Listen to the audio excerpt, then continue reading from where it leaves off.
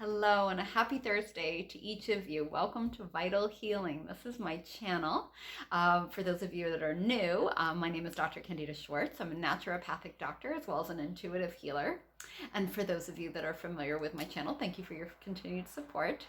We are still in July of 2021, and as promised, this month is dedicated to all of my personal recipes that are alternative, diet friendly, allergen friendly. There's something sweet that's frozen treats for everybody.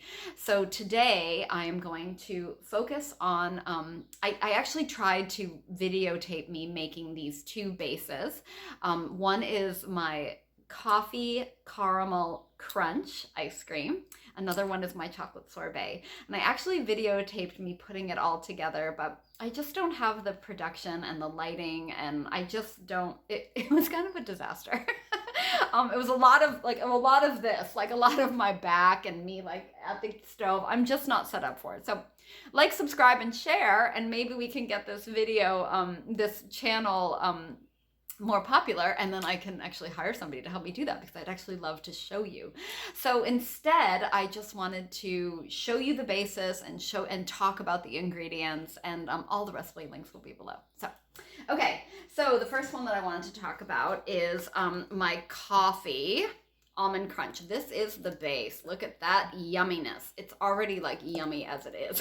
You could definitely drink this right now, kind of like as a thinner like milkshake or something, or like what are those, like coffee fraps or whatever that people get at Starbucks. So this is 2 cups of very strong decaf coffee. I use a local cold pressed organic decaf coffee that's literally made down the road up from my home. And cold pressed is really important for decaf. I really like decaf because I'm sensitive to the caffeine, especially if I'm having my ice cream at night. I don't want it to keep me up. So what I did was I made really strong coffee. So I did 20 ounces of coffee. So I brewed 20 ounces in my like Mr. Coffee or whatever that thing's called. I don't even know the name of it.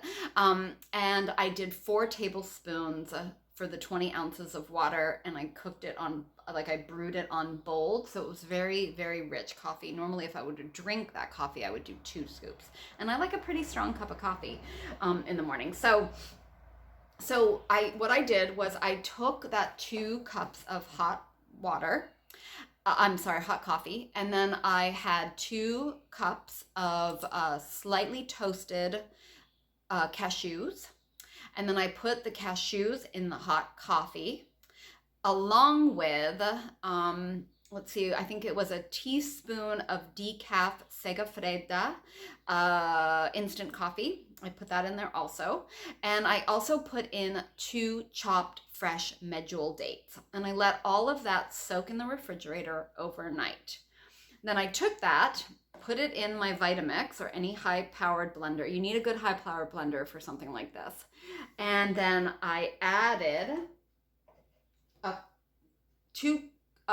cup of oat milk. I really like the oat milk. You could do the macadamia milk. You could do almond milk. You could do more cashew milk. You could do the macadamia creamer, which does have some coconut cream, but you don't taste the coconut cream. I don't really like coconut with my coffee. I just don't like those 2 flavors together. So I try to avoid it.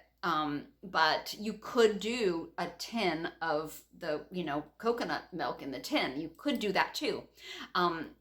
The more fat you bring in, the more creamy it's going to be. But like, as you can see, this hasn't even been spun yet. And it's pretty thick. It's pretty creamy. It's pretty delicious. I scraped half of a vanilla bean. I added, I make my own vanilla extract.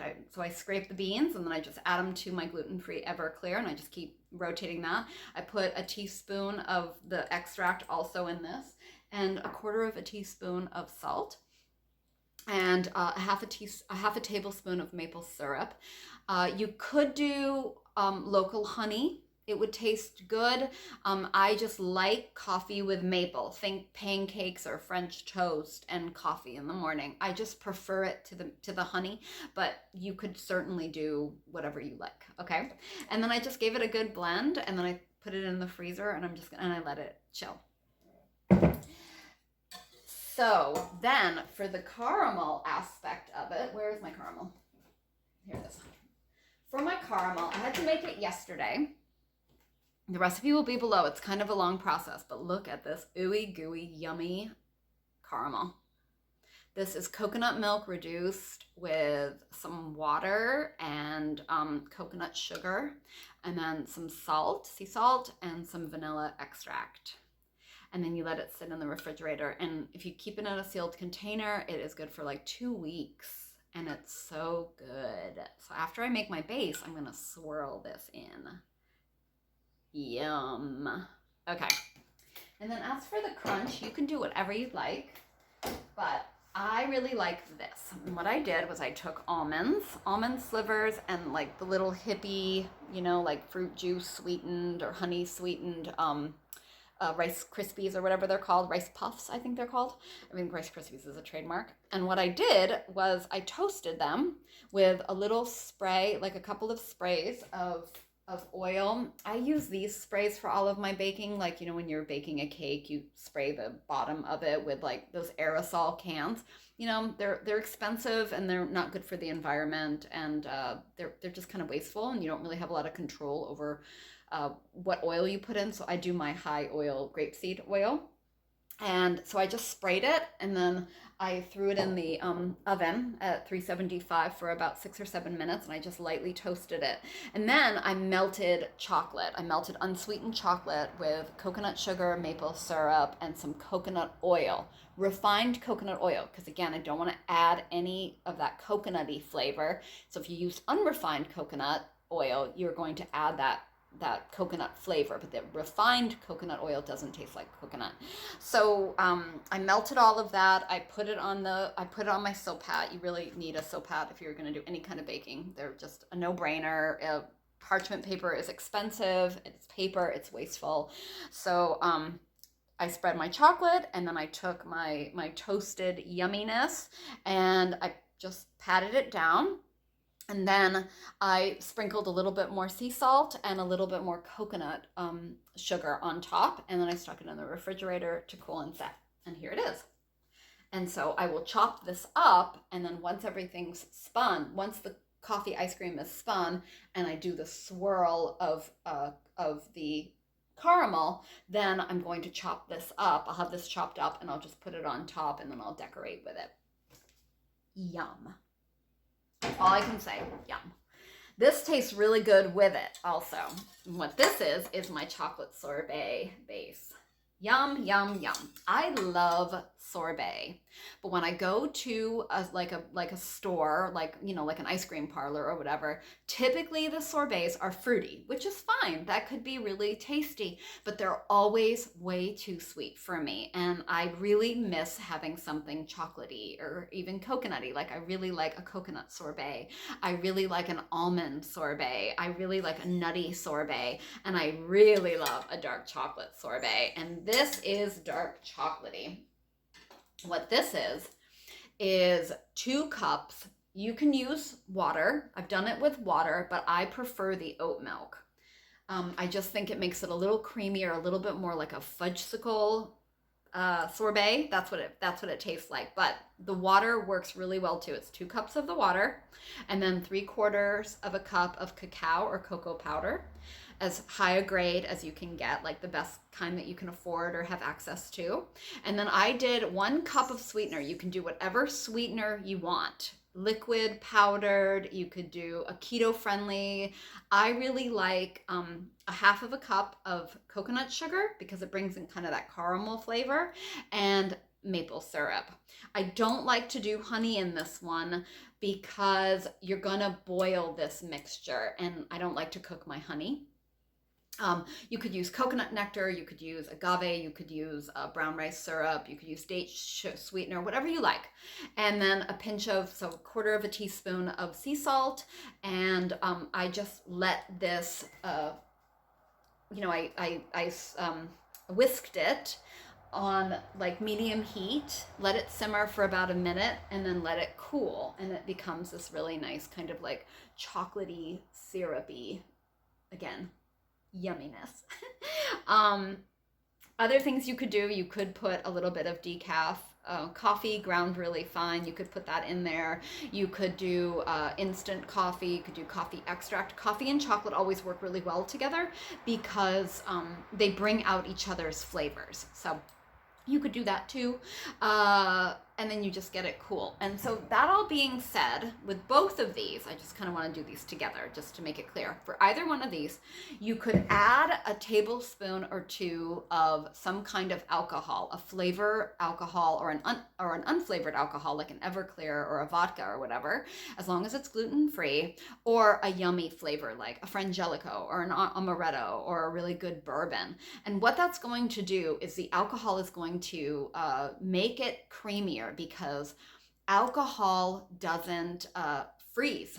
So it you know how when you take out the vegan ice creams, they're stiff as a board, and you typically have to wait a while for them to melt a little bit before you can eat, like thaw.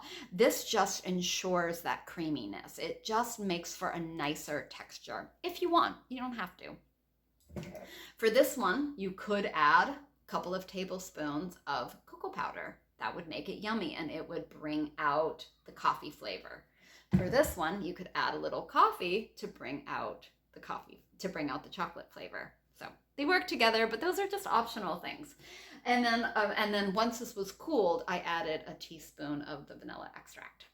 So what I'm going to do now is I'm just going to, they're cold, so I'm going to spin them, and then I'll be back and I'll show you the final products, and we can talk about some other ways to make these your own, as well as other different options and things that you can put in them to to flavor them in new, interesting, fun ways. There's a lot you can do with these two bases, especially this chocolate sorbet one. So I will be back. All right. Hi, okay, so they have been spun and they've been in the freezer for about an hour and a half. They will continue to be really soft and just like a great, I gotta stop saying yummy. They'll just be this really great, soft, creamy, delicious consistency for the next few hours. And then even when they've been in the freezer for overnight, you probably won't need to let them thaw out for more than like 5, maybe 10 minutes. But just look at this. I mean, come on. Look at that. Look at that. Look at that. There's swirls and crunch and oh my goodness gracious. Yum. I gotta stop saying yummy, but it's literally the only word I can use right now. And then, so that's the coffee caramel crunch, and then this is the chocolate sorbet.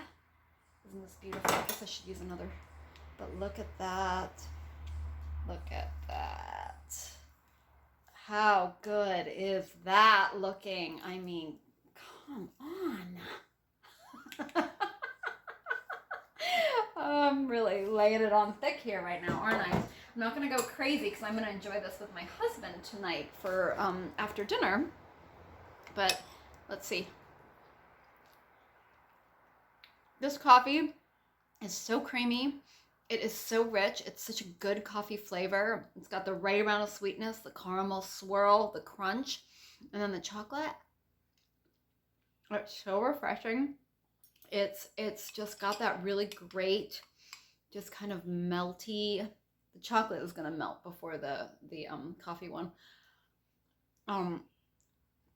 Just rich and decadent and deep and dark and delicious. And together, forget it. So good. There's that crunch. Let me try the crunch. Oh, that was a crunch. I had it. Oh my god, I can't stop eating this. Stop. Oh god. So, please like, subscribe, share, turn on the notification bell. Don't miss one of my videos. There are so many, there's over 80 videos, something for everybody. Share with your friends. I would love to see you here as much as possible. Comment below, what flavors do you want? What other videos can I make for you? Enjoy your frozen treat, and I've already got next week's. conjured up in my brain. So stay tuned for next week, and yeah, take good care. Have a good night. Bye.